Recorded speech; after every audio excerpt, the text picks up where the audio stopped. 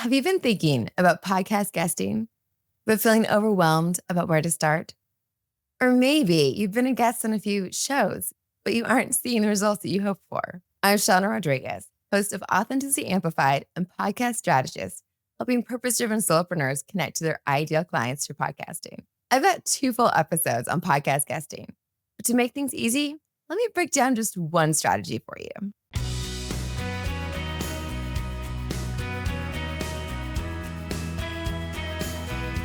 Let's talk about something that just might surprise you.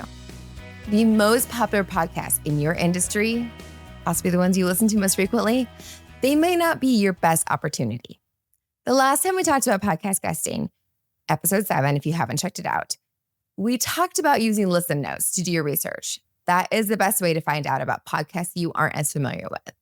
And we're going to go deeper on that tool, but that strategic way show selection. What most people miss is that you want to look for podcasts that are active, obviously. They're publishing at least twice a month because that shows that you probably have an engaged audience and a host that's committed to the show and showing up for the show. But you also want to pay attention to the length of the episodes because you probably want typically a 45-minute show because that's how long it's going to take for guests to be able to get in the flow and really share their expertise.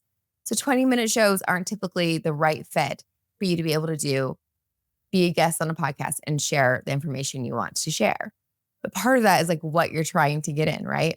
We have a podcast, Author Express, on our network that is only 15 minutes. And the intention behind that is it's for authors.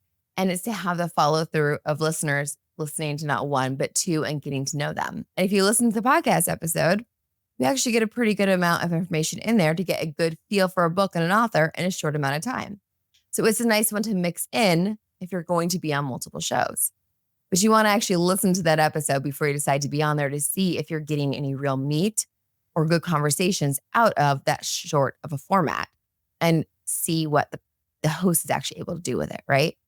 For the most part, if you're in business, and again, you're not talking business on that. You're an author and it's specific to talk about a book and you can do that in 15 minutes, right? So you need to be able to know what you're trying to fit in and what they're able to do and what the philosophy is behind it and to see if it actually fits with what you're trying to share and if you can get that into that amount of time. So looking for things like length of episode is actually helpful in deciding if it could be the right fit for you.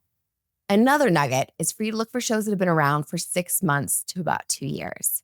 The reason behind that is these typically are more established shows that are around, and making it past the 1-year mark is a big deal in podcasting.